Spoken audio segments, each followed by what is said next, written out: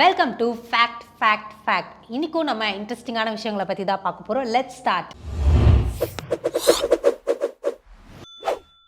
நம்ம எல்லாருமே பழைய புத்தகங்களை ஓப்பன் பண்ணி அதில் வரக்கூடிய இனிமையான வாசனையை ஸ்மெல் பண்ணியிருப்போங்க.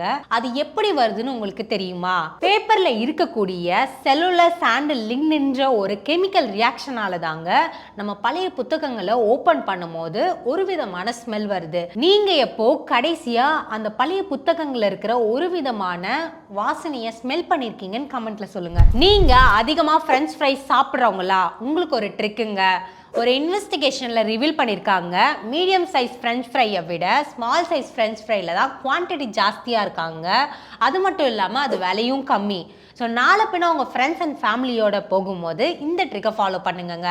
நம்பலைன்னா இன்றைக்கே நீங்கள் ட்ரை பண்ணி பாருங்கள். பேப்பர் கப்பில் டீயும் காஃபியும் குடிப்பீங்களா? ஐயோ தப்பு பண்ணிட்டீங்க.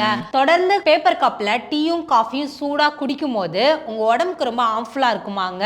ஒரு ரிசர்ச்சில் சொல்லியிருக்காங்க, பேப்பர் கப்பில் குடிக்கிறத ஸ்டாப் பண்ணிட்டு கிளாஸில் குடிக்க பழகிக்கோங்க. உங்களுக்கு ஒரு விஷயம் தெரியுமாங்க, ஆவரேஜாக ஒரு மனுஷன் 26 வருஷம் தூங்குறாங்களாங்க. ஒரு ஹாப்பியாக இருக்கிற பர்சன் வந்து தூங்குறதுக்கு பெருசாக இன்ட்ரெஸ்ட் காமிக்க மாட்டாங்க. ஆனால் சேடாக இருக்கிற பர்சன்ஸ் வந்து தூங்குறதுக்கு ரொம்ப இன்ட்ரெஸ்ட் காமிப்பாங்களாங்க.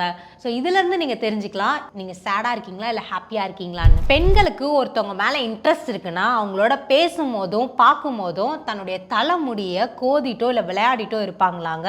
ஸோ பாய்ஸ் இந்த சீக்ரெட்டை நோட் பண்ணி வச்சுக்கோங்க. 5 sad truth about girls.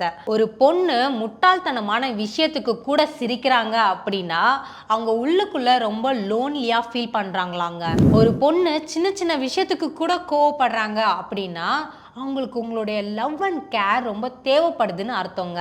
ஒரு பொண்ணு தனிமையை அதிகமாக விரும்புகிறாங்க அதுவும் லாங் பீரியட்ல அப்படின்னா அவங்க உள்ளுக்குள்ள செத்துட்டு இருக்காங்கன்னு அர்த்தமாங்க. ஒரு பொண்ணு உங்களை விட்டு போ, என்னை தனியாக விட்டுரு அப்படின்னு சொல்கிறாங்கன்னா அந்த நேரத்தில் தான் அவங்களுக்கு உங்களோட தேவை அதிகமாக இருக்குமாங்க. ஒரு பொண்ணு வந்து அழுதுகிட்டே இருக்காங்க அப்படின்னா அவங்க அதுக்குன்னு வீக்குன்னு கிடையாதாங்க, அவங்க எமோஷ்னலி ஸ்ட்ராங் ஆங்க. இதே மாதிரி இன்ட்ரெஸ்டிங்கான வீடியோஸ்க்கு ஜெயா டிவி சேனலை சப்ஸ்கிரைப் பண்ணிக்கோங்க. டாடா.